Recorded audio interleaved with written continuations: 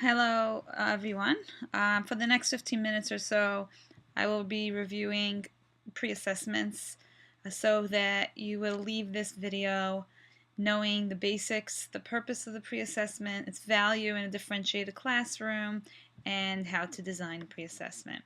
It's important to distinguish between a pre-assessment at the beginning of the year and a pre-assessment at the beginning of a unit. What we will begin with is a discussion on pre-assessments at the beginning of a year. Essentially, a pre-assessment is a very powerful tool. It allows us to gain information, knowledge about our students at the beginning of the school term so that we come into our lesson planning armed with important and useful information. So the question is, what would you pre-assess at the beginning of the year? And here are three examples. One thing is critical prerequisite knowledge and skills. That refers to what are the knowledge and skills that you are assuming your students are coming into your classroom knowing and being able to do. What is critical to the success of learning in your classroom? What are those prerequisites that in order to succeed in your classroom, students need to have already known, or students need to have already mastered those specific skills? Another thing to pre-assess is your year-long, your upcoming major knowledge and skill goals. If you have certain skills that you plan on teaching over the course of the year, if there's certain content knowledge that you intend to teach and they're big and they're important, it might be useful to get a sense for what students already know about that content, about those skills, and perhaps there are students who have already mastered it, and what the range of skill and knowledge level is with regards to those specific areas. Another thing to pre-assess is just non-academic related to the selves, the personal selves of the students, and that might be their learning styles. Are they visual learners? Are they hands-on learners? Do they like to work in groups? Do they like to work as individuals? Do they like PowerPoint presentations? What are these learning styles and what are their interests? And interests as it relates to the academic realm, like I mentioned before, do they like PowerPoint presentations? Do they like hands-on activities? But interests even outside of academics. Things like their passions, things like their talents, things like what motivates them, what they're excited about, what their favorite subject is, what their favorite thing to do, hobby is. And the important thing to note, though, is that when asking about students' interests or passions or motivations, only ask it in a way in which you, as a teacher, are genuinely concerned, and that you really believe that it will can and will have transfer into the classroom, and that you will find a way to include or potentially include their interests, their passions into your instruction. And that is key, because that is key to the purpose of a pre-assessment. So why pre-assess? Why pre-assess each of these? I think we identified that.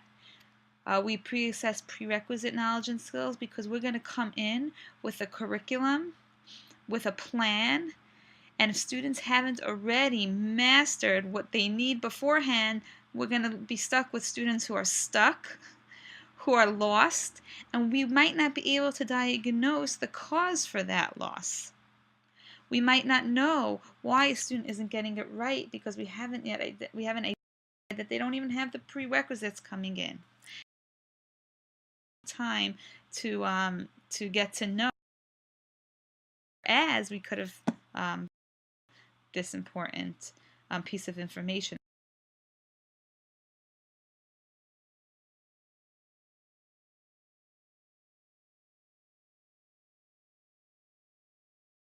to teach.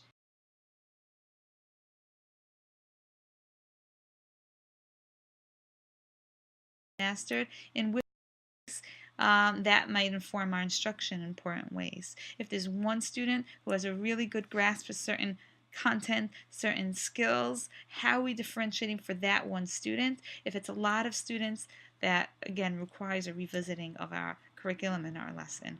So that might be important and interesting to find out.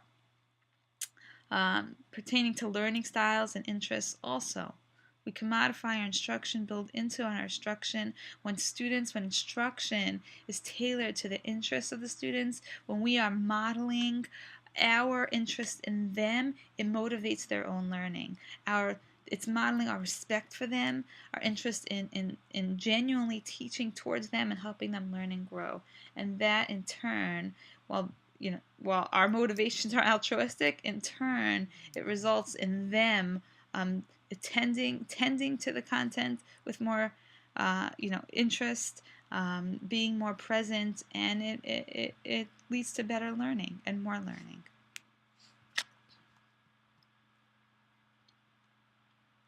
What decisions will you make based on the pre-assessment? That's important, and that is pivotal, because pre-assessments are only important, as for the most part assessments in general, if we do something with the results. It's not just words on a paper that we keep filed somewhere.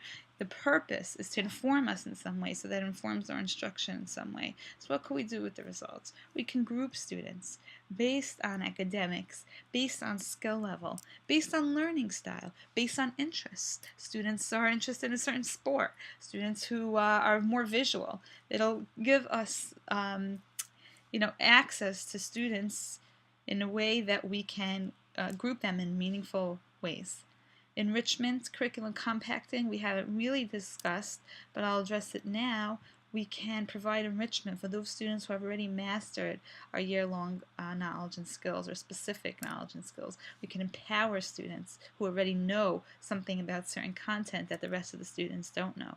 Curriculum compacting refers to allowing students to kind of skip that curriculum and giving them something instead, and contracting different set of goals for that particular student or students. A step back in instruction might be required. If we assume that students are coming with certain knowledge and skills, the skills to read Rashi or to read or to dissect something, but we see that they don't have it, it might require that we take a step back and introduce those key concepts that were initially thought of as prerequisites, but having to plan direct instruction in the classroom for it, and to connect to students. If you know something about the students, as you're walking by him or her in the hall, or as you're coming in, mentioning something. If you know when it's his or her birthday, or something about his family, or coming up in class,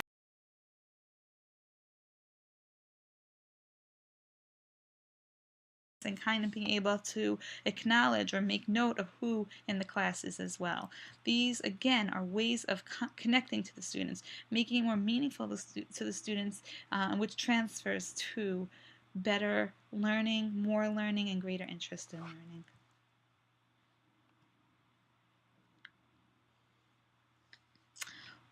So that was, again, that's a pre-assessment at the beginning of the year. We consider what do I want my students, what do I want to know about my students at the beginning of the year as it relates to the academic, as it relates to what I expect them to know coming into the class, as it relates to what I plan on teaching to them, and as it relates to the non-academic, what are their own interests, and what about them as people do I want to know in a way that might inform me and help me better connect to the students.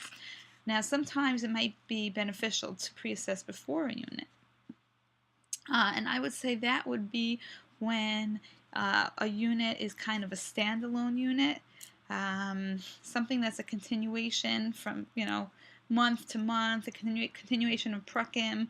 I don't know how necessary it is, but something like Chagim, something like in history, certain eras in history, like the Holocaust, the Civil War. Some students might have background knowledge based on experience at home, books they have read, and what they've learned outside of the school context. So some units you might want to pre-assess and get a sense for what students already know and already don't know coming into the classroom.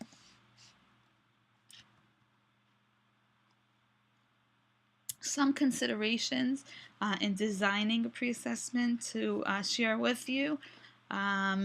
Firstly, why as a follow-up question. Sometimes I see teachers, they ask really good questions, interesting questions, but without the why. And sometimes the why is what will get us to know something about the students.